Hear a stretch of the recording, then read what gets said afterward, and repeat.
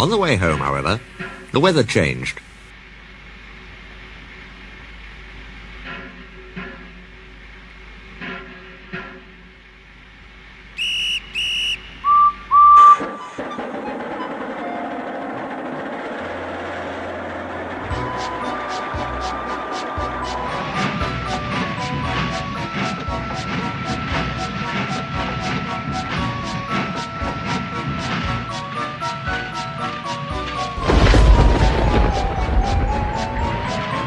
Wind and rain buffeted Edward.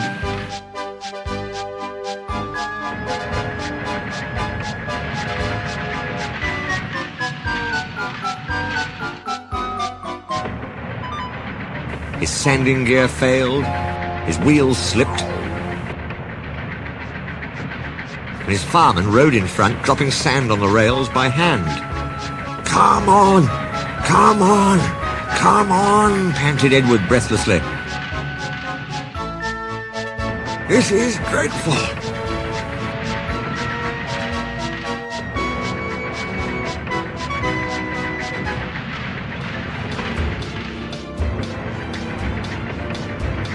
But there was worse to come. Before his driver could check them, his wheels slipped fiercely again and again. Something broke.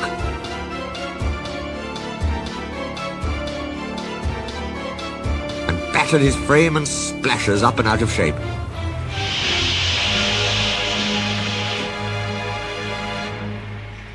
The passengers gathered round while the crew inspected the damage. Repairs took some time.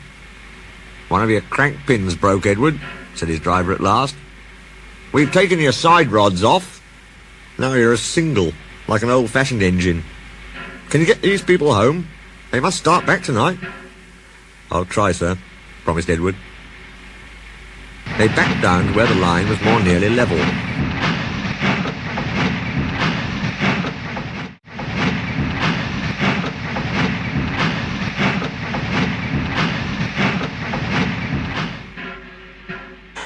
Edward puffed and pulled his hardest, but his wheels kept slipping and he just could not start the heavy train.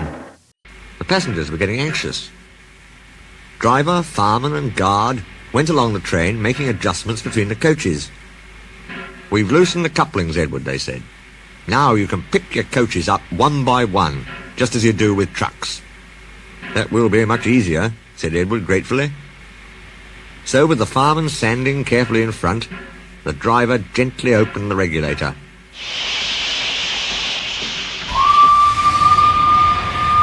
"Come on," puffed Edward. He moved cautiously forward. The first coach moving helped to start the second. The second helped the third. "I've done it! I've done it!" puffed Edward, his wheels spinning with excitement. "Steady, boy," warned his driver, skillfully checking the wheel slip. "Well done, boy! You've got 'em! You've got 'em!"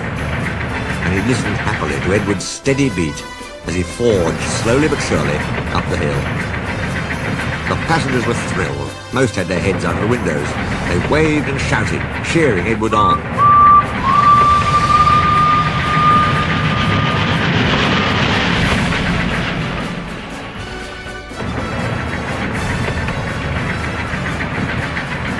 Henry with the special train waited anxiously too. They heard a then battered, weary but unbeaten, Edward steamed in. They cheered Edward, his driver and fireman to the echo, before rushing off to get in Henry's train.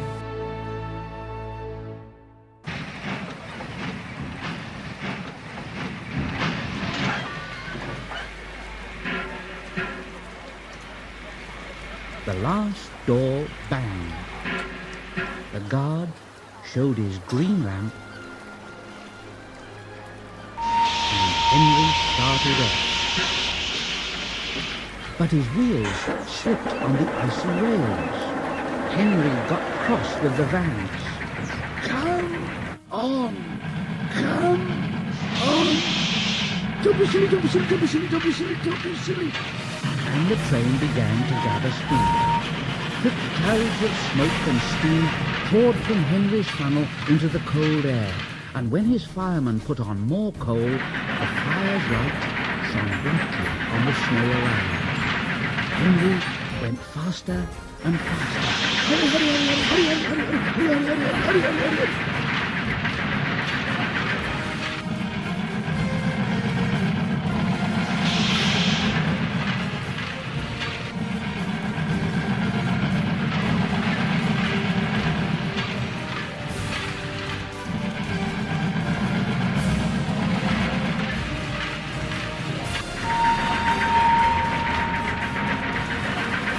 They were going well.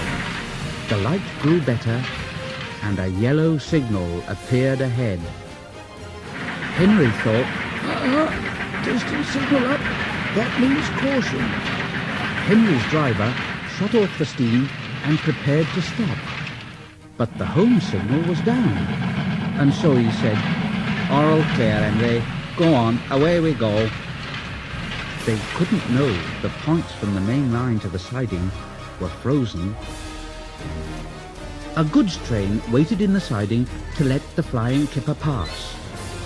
The driver and the fireman were drinking cocoa in the brake van. The guard pulled out his watch and he said, you know, the flying kipper is due. The fireman said, who cares about the flying kipper? This is good cocoa. The driver got up and said, hey, come on, fireman, back to our engine. But I haven't finished my cocoa yet. Then suddenly,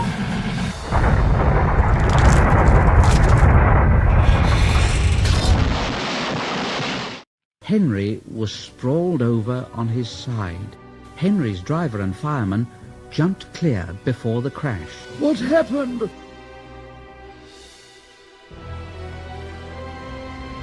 Run and telephone the breakdown, gang. The gang soon cleared the line, but they had hard work lifting Henry onto the rails. The fat controller came to see him. Well, Henry, what have you got to say for yourself, Oh, dear, sir. Sir, the signal was down, sir. Honestly, it was. Honestly. Cheer up, Henry. Wasn't your fault. Ice and snow caused the accident. I'm sending you to Crewe, a fine place for sick engines. They'll give you a new shape and a larger firebox, and then you'll feel a different engine, and you won't need special coal anymore now. Won't that be nice, Oh, yes, sir. Yes, sir.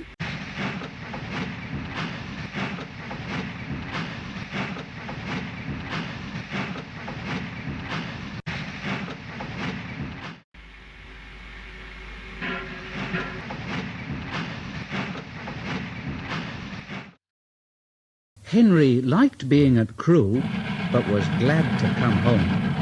A crowd of people waited to see him arrive in his new shape. He looked so splendid and strong that they gave him 3 cheers. One day he ran right through the station. Another time he tried to start before the fireman could uncouple the coaches. He tried all sorts of tricks, but it was no good. His driver tricked him every time. One day, he pulled the express to the station as usual. His fireman uncoupled the coaches, and he ran onto his siding to wait till it was time to go home. The coaches waited and waited at the platform, but their engine didn't come. A porter ran across and spoke to Gordon's driver. The inspector's on the platform. He wants to see you. The driver climbed down from the cab and walked over to the station. He came back in a few minutes looking excited. "Hello," said the fireman. "What's happened?"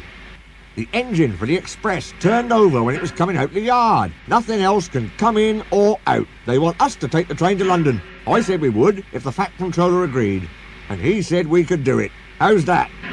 "Fine," said the fireman.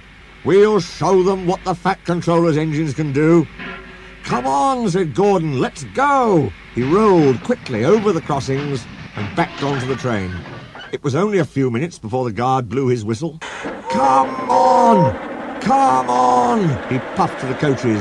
Come on, come on, come on, come on, come on, come on, come on. We're going to town, sang the coaches. Slowly at first, then faster and faster. We're going to town, we're going to town, we're going to town, we're going to town. Gordon found that London was a long way away. Never mind, he said. I like a good long run to stretch my wheels.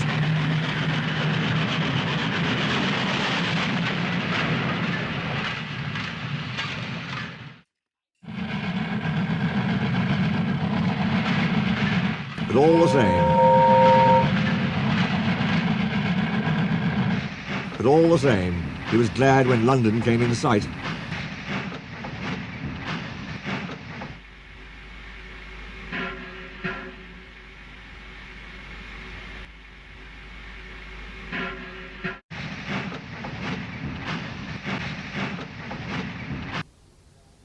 The Fat Controller came into his office next morning. He looked at the letters on his desk. One had a London postmark. I wonder how Gordon's getting on, he said. The station master knocked and came in. He looked excited. Excuse me, sir, have you seen the news? Not yet, why? Oh, just look at this, sir. The Fat Controller took the newspaper. Good gracious me, he said. There's Gordon. Headlines, too. Famous engine at London station. Police called to control crowds. The Fat Controller read on, absorbed. Gordon returned next day. The Fat Controller spoke to his driver and fireman. I see you had a good welcome in London. We certainly did, sir. We signed autographs till our arms ached. And Gordon had his photograph taken from so many directions at once that he didn't know which way to look. Good, smiled the Fat Controller. I expect he enjoyed himself. Didn't you, Gordon? No, sir, I didn't. Why ever not? London's all wrong, answered Gordon sadly. They've changed it. It isn't King's Cross any more. It's St. Pancras.